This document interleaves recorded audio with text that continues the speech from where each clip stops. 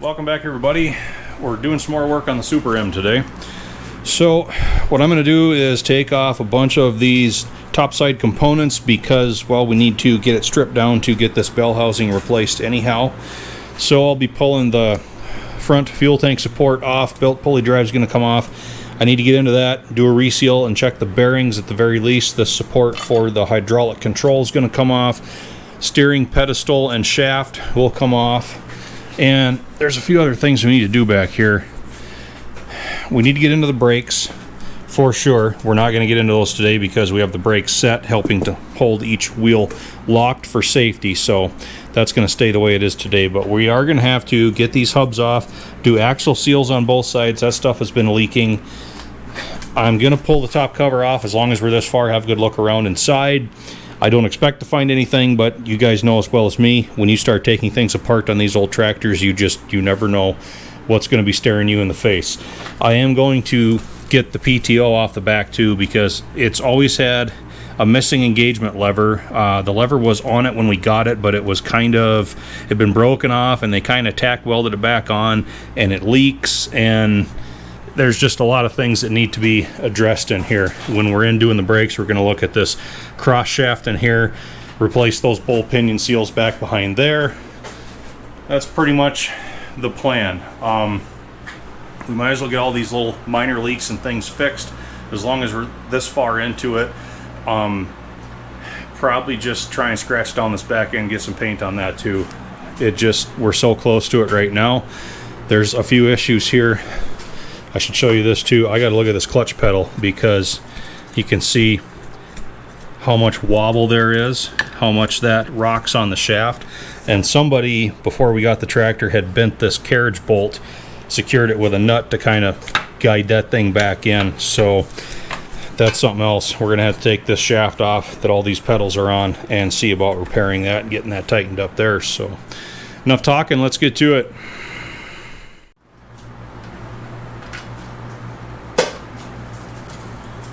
Tank support off. Belt pulley drive. Control bracket. Spacers for it. Steering pedestal and shaft.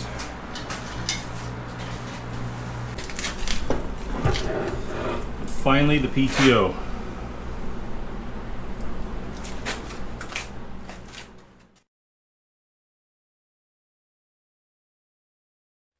Next up, I'm into the rocker assembly here.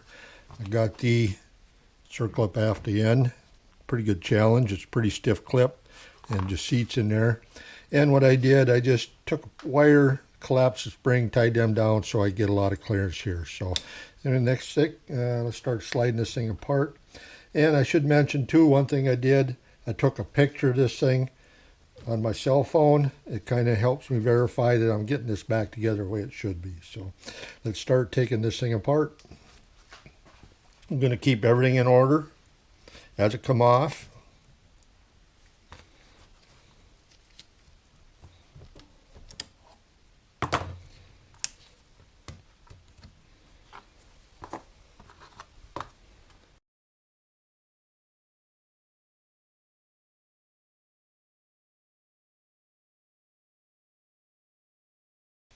Okay, looks like I'm going to have to take both ends off. This is part of the shaft, and so far from what I can see, I don't hardly see any wear at all where the rocker swivels, so that's a good sign. Well, everything's organized, and for the most part looking really good. I'm really satisfied. There's not a lot of excessive wear on that shaft. It just needs good cleaning up. I'll get the rest of these parts buffed up. I'll get to the valve grinder. I'll dress up the end of them rockers, and we'll get this thing back together. Okay, let's get it set up here.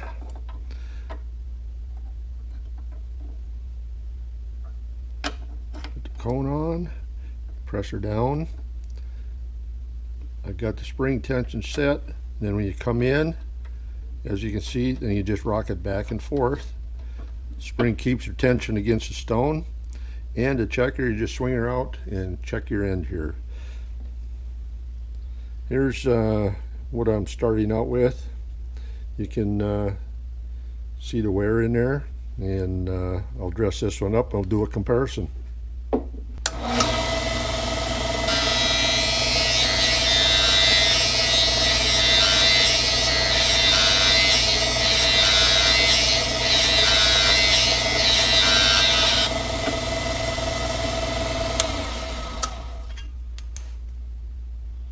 Okay, I got some more to go, but that does give you an idea how to dress the rockers up.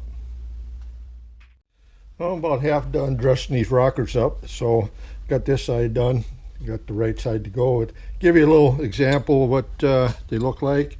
One on my left, that's one I've just dressed up. This one here needs to be done as war, so you can definitely see how that's going to work on the end of the valve when it rotates a whole lot better. This one, you got a possibility of maybe snagging and bending the valve stem or something like that. So I always dress these up when I'm into an engine. Well, I've got the final cleaning done and everything. Did one last go over with solvent and some parts and brake cleaner. Got everything cleaned up, ready to put together.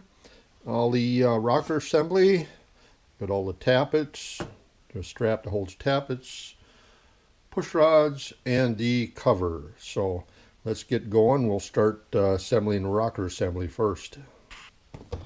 Next up is the stand. Don't really need assembly fluid on that, but we'll get the assembly lube on all the bushing areas anyway.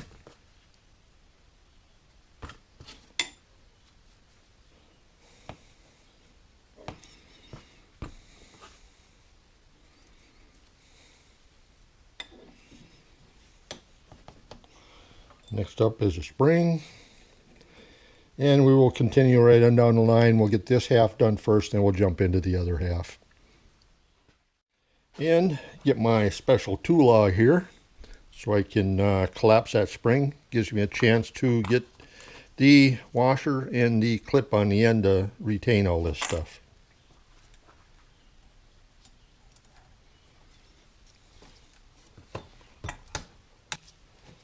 Okay, as you can see, it gives me plenty of room to work on the end.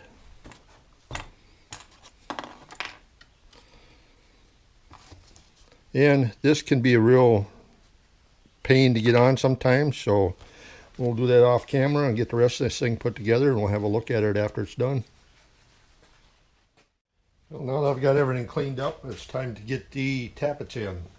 Get a little bit of assembly lube on them. And I do have them in order as the way they come out.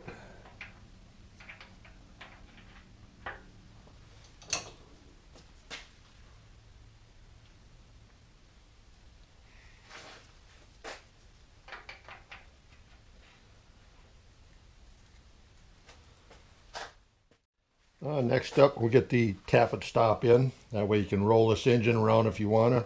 Keeps them from sliding out of their bores.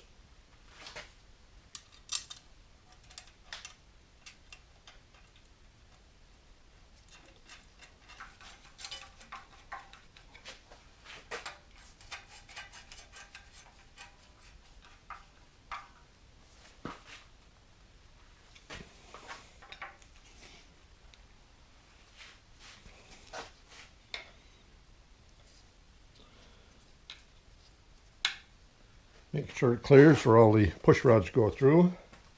And next up, we'll get the push rods installed. On the push rods, I'm going to put just a little bit of assembly lube on the ends.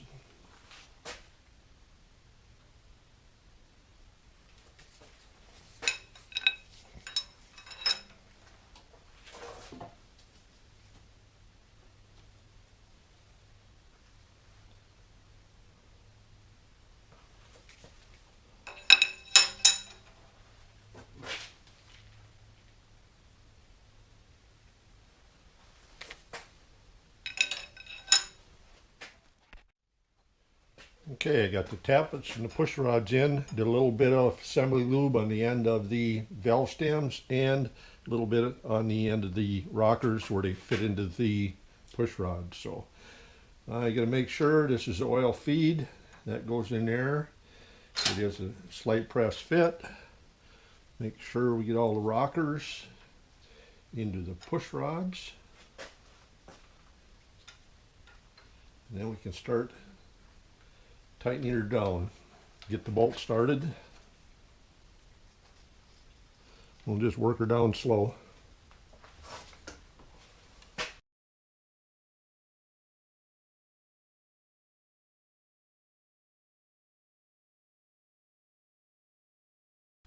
And down there. Everything is seated in the way it's supposed to be. Everything lines up real good. And we'll give her a final tightening.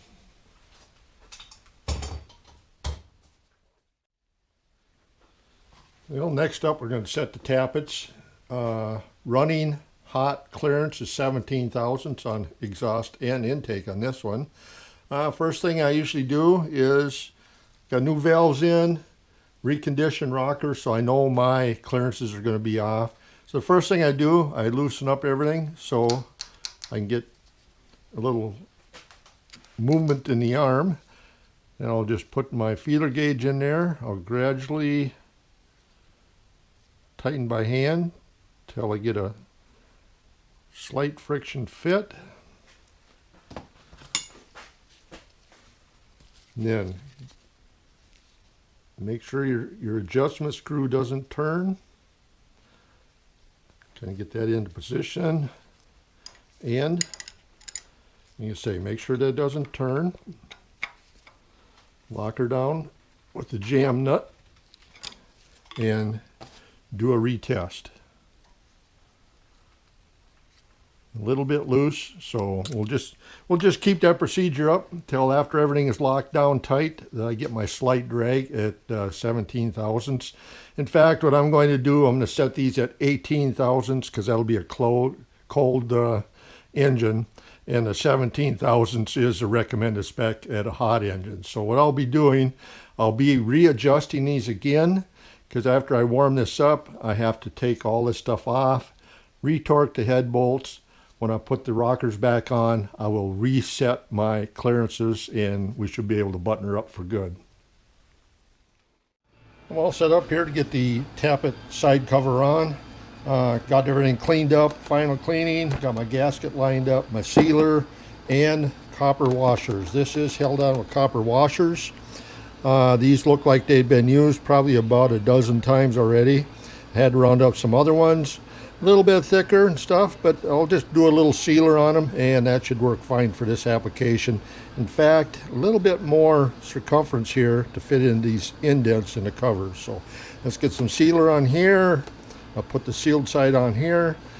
Cover the other side. We'll let it set, tack up a little bit, and we'll get her installed on the engine. Okay, sealer both sides of the gasket. It's tacked up for a while. Sealer on my gaskets and the copper washers, and we'll just get her started here.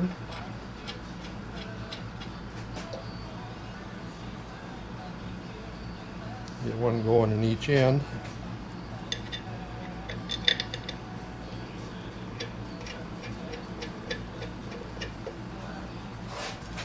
And we'll just start to snug her up a little bit at a time.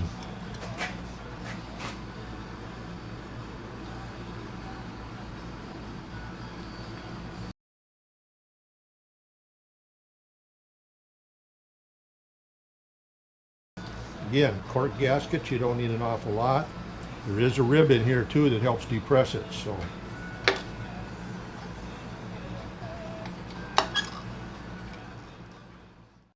well, next up we're going to get the rocker cover installed and these vent tubes. As you can see, I've got some fittings laid out here, some tubes, an air cleaner and stuff.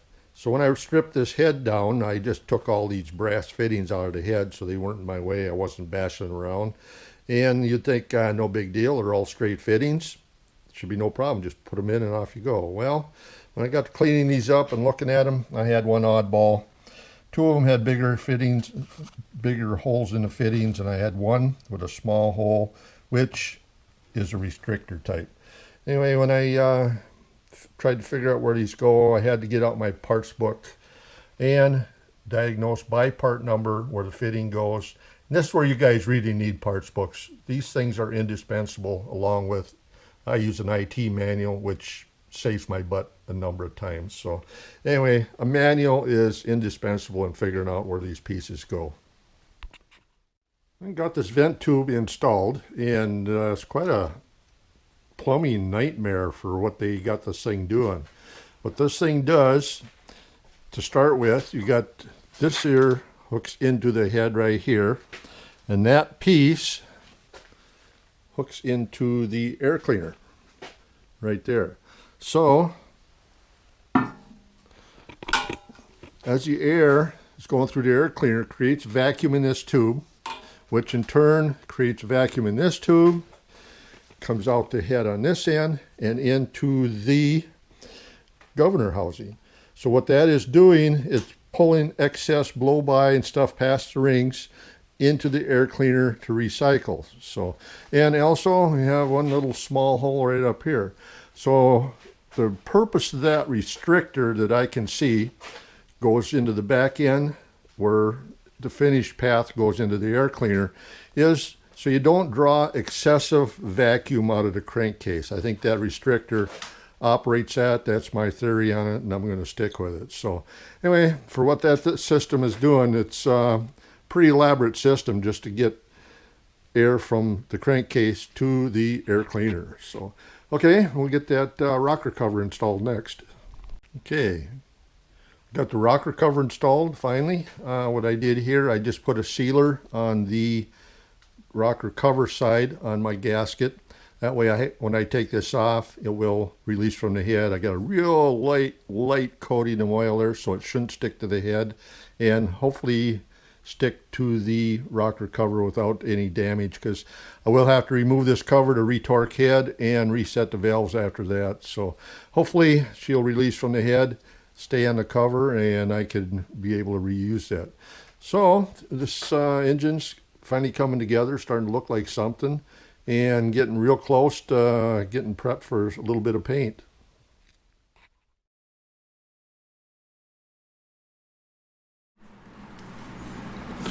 All right, everybody, it's the next day. As you can see, it looks a little bit different in here.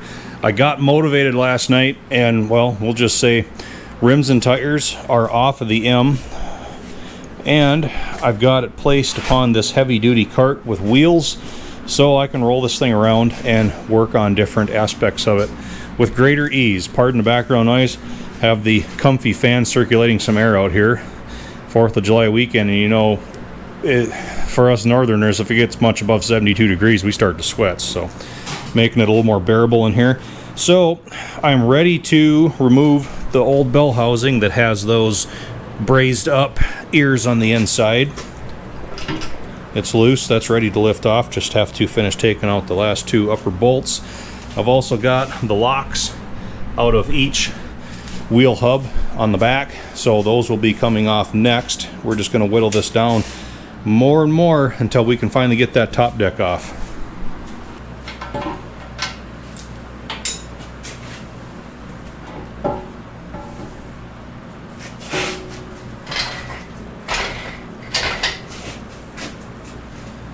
Okay, interesting development. Turns out they didn't have either one of the locating dowels engaged with the holes on the transmission case. Both of those are pushed well in. That doesn't do you any good for input shaft or clutch alignment.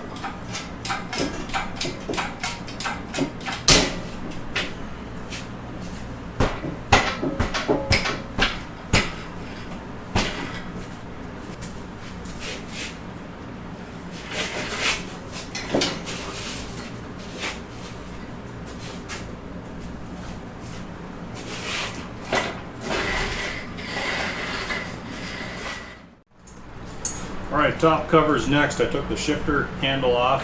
I've got all the brakes backed off, clutch pedals backed off. Bolts are out, so we'll chain hoist this off. We'll see if we can get a square, straight up lift. We want to stay pretty straight and level with these because all the shift forks will come out with it.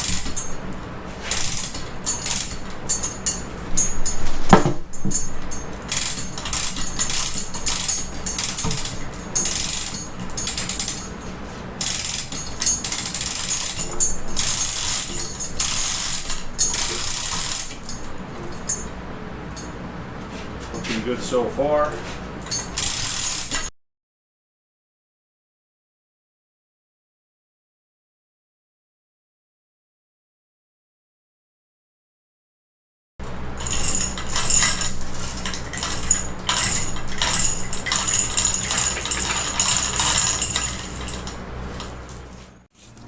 Okay, at this point, I'm going to remove both brake pedals, the clutch pedal, and the cross shaft that they pivot on because there are seals back here that are leaking on both sides. So as long as we're this far, we'd be crazy not to do it, right?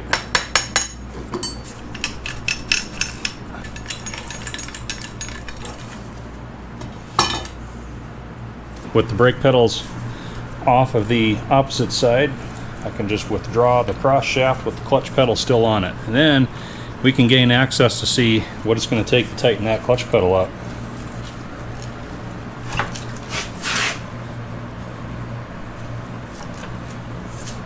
Alright, probably the last order of business for today is to get these brake housings off on each side.